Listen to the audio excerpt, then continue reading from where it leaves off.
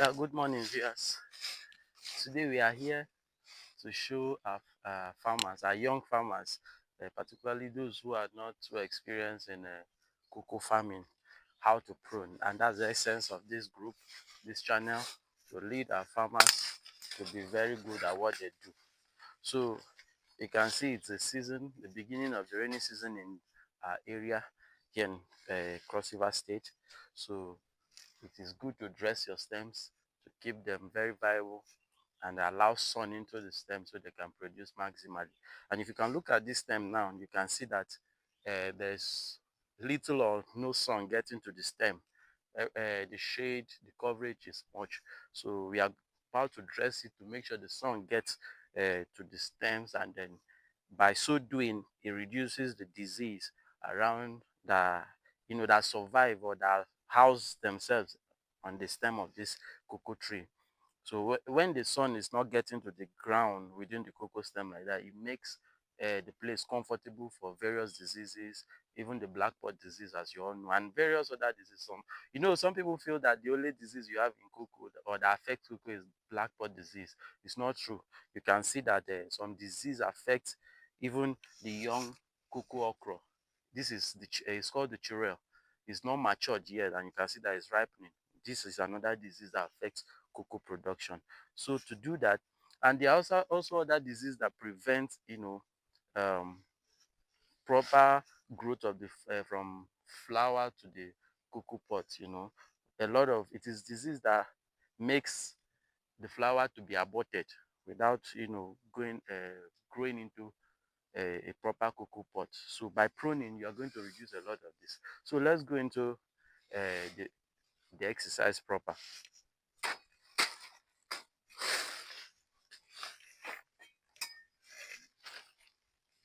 You don't just cut any branch of cocoa.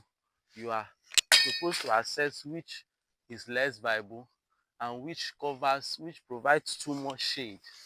The essence of pruning is to allow healthier branches to find space, while the less healthier ones are removed from the stem while it makes space. Now when you prune like this, it gives the weaker branches opportunity to grow bigger, and when the cocoa stem is bigger, it produce more.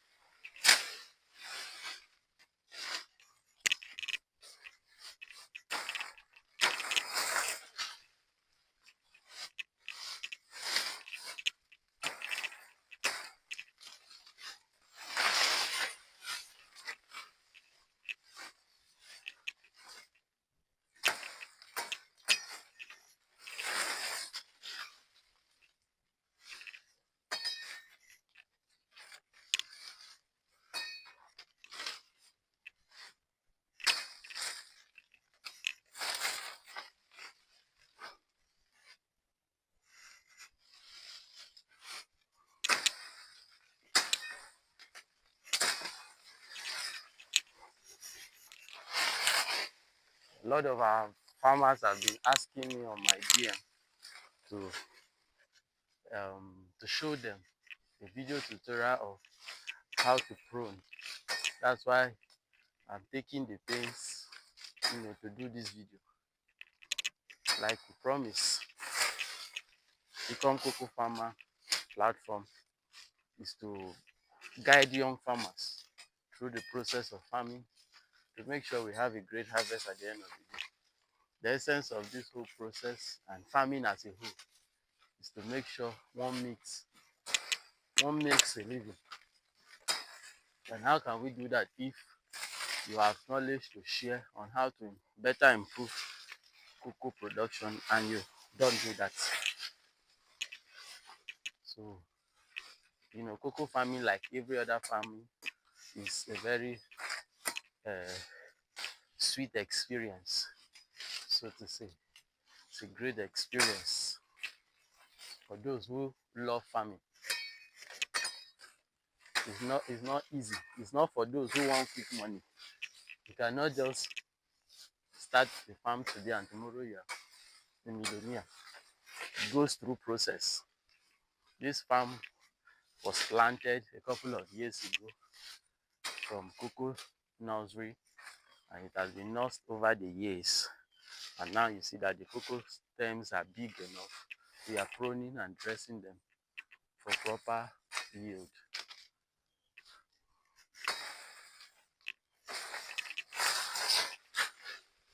Now, if you can look at this cocoa stem, you will see that the sun can get into the stem properly now, and not just can the sun get into the stem. You see that the branches have been trimmed. You have major branches that can carry your cocoa pot effectively. Now, one thing that happens with when you have them too covered, you see them flowering very well and then having so much young cocoa. We call them in our local setting, we call them okra, cocoa okra, but the actual word for it is cocoa chorales. And you see them producing so much, but they can't carry them to maturity. Most of those young cocoa will be aborted along the line because the branches are not well matured to carry the quantity it produces.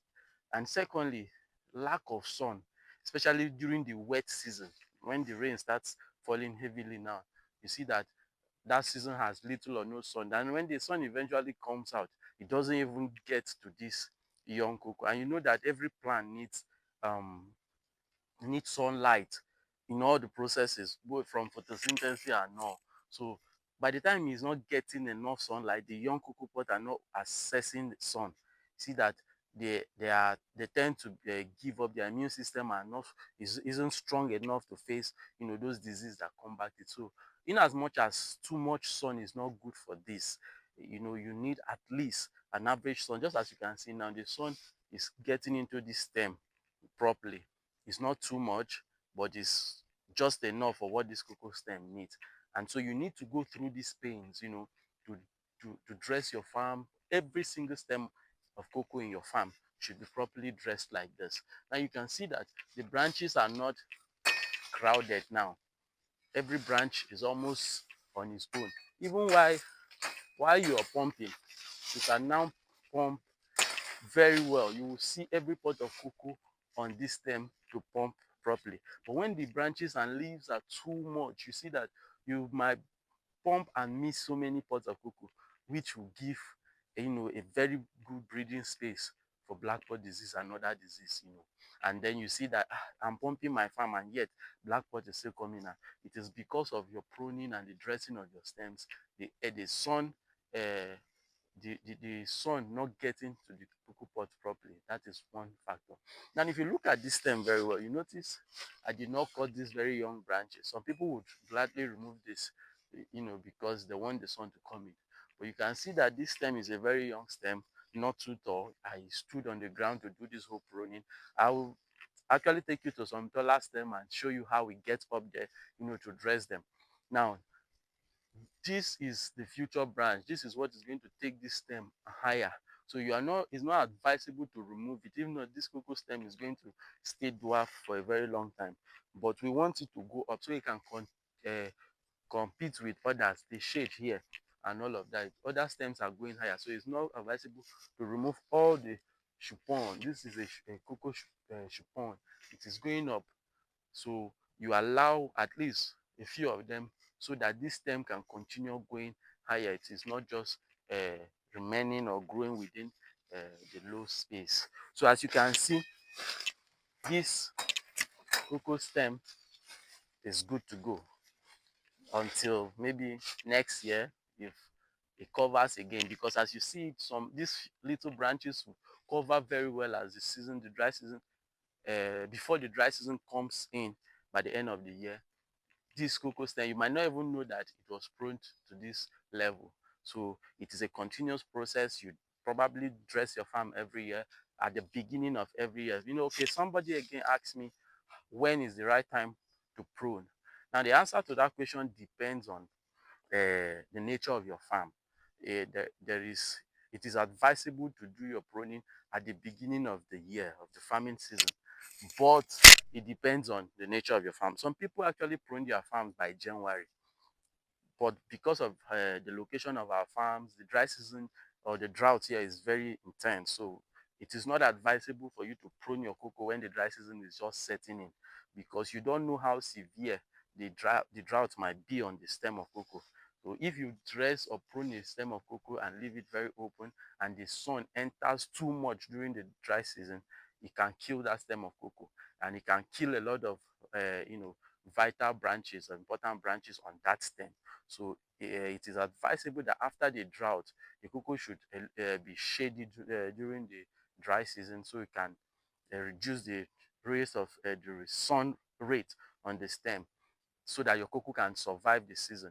Then it is advisable that immediately the rainy season is setting in, that like this is April, and then you can see that there are no young cocoa. The cocoa is not producing right now.